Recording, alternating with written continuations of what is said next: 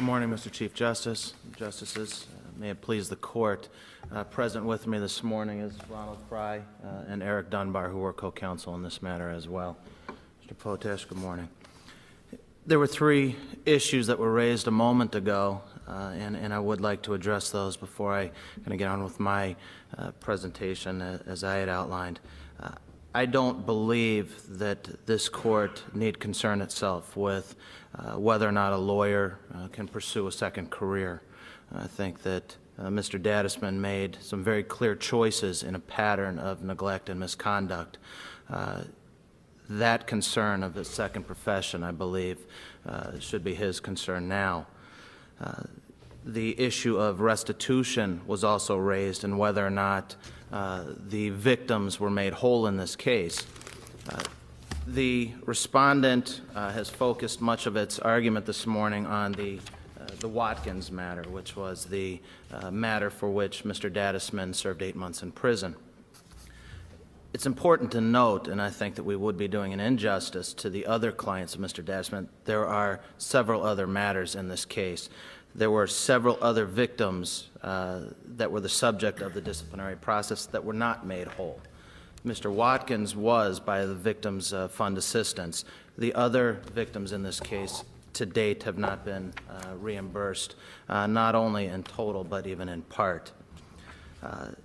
And I think that in focusing only on the Watkins matter, I think that that would be unfair. As a client going to a lawyer, the matters for which they go to the lawyer are always important to them.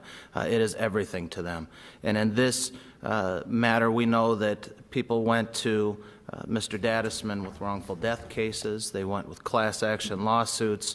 They went with financial matters, all of which were of the utmost importance to those particular clients and victims in those cases, and I don't think can be treated any more lightly than the Watkins matter, only because Mr. Dadisman was caught and had to serve prison in that matter. That being said, the respondent utilizes a quote from State of Ohio versus O'Neill, specifically the dissent in that matter, in which it was stated that not every murder warrants death. In essence, one must look to the aggravating circumstances to determine which individual deserves the most severe penalty.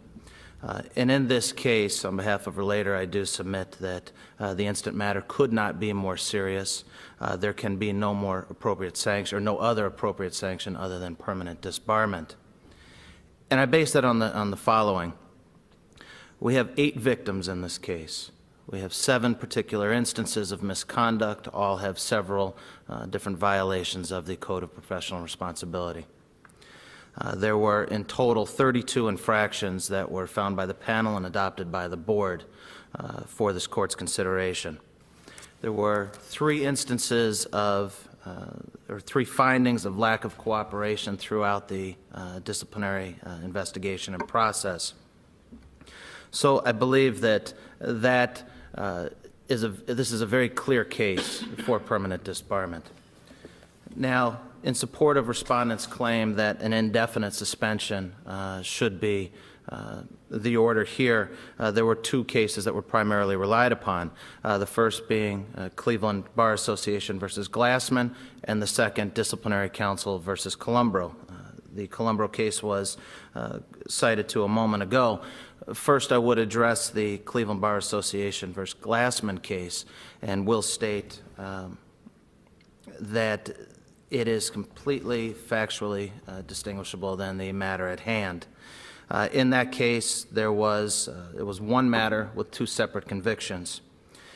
Interestingly, 2 of the panel members in the instant case also sat on the Glassman matter and began to point out the distinctions at the hearing of the Dadisman case that can be found beginning in the transcript at page 587 and continuing on to page 588.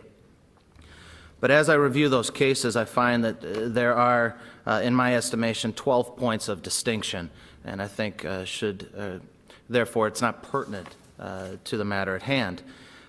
In that case, in the Glassman case, there was a 10-year delay in prosecution, and that was just kind of due to the fact that the case could be characterized as falling between the cracks in the disciplinary process.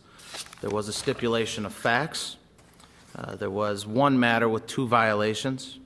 There was a stipulation of aggravated and mitigating circumstances. In that case, the respondent took responsibility for his actions, provided a justification, although it may have been somewhat misplaced, for his actions. An apology was given to all parties that had been harmed in the case, and restitution was made to all parties in its entirety. There was cooperation during the disciplinary proceeding. Character references were presented. And there was the situations in the respondent's life that he felt may have contributed to his actions were also provided, and that was the death of his father and the dissolution of his marriage. Finally, all criminal sanctions in that case had been completed at the time, so he had been able to show that he responded favorably to the sanctions imposed by the criminal courts and the criminal jurisdiction. Yeah, but all of that is different from this. It's 100% entirely different. Restitution hasn't been made to all the victims in this case, and he doesn't even know why he wants to be a lawyer, and he hasn't cooperated with the proceeding, and he hasn't even admitted in the Rose and the Baylog and some other cases. That's correct, Your Honor. And that also can be the distinction found between this case and the Columbro matter.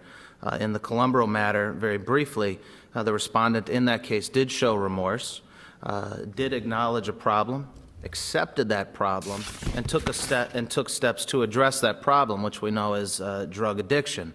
So by the time that the matter had reached this court, there was also there were some favorable and mitigating factors to be considered. Now, in the respondent's brief, there were some other statements that I respectfully would disagree with.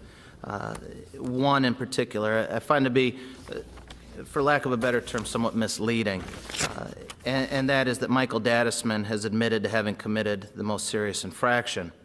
That is true that he did admit to the most serious infraction. Again, what's most serious? I don't think that Ms. Horantz or Mr. Rose or Mr. Seaman would contend that Mr. Watkins' case was any more important to him than theirs were to them. But with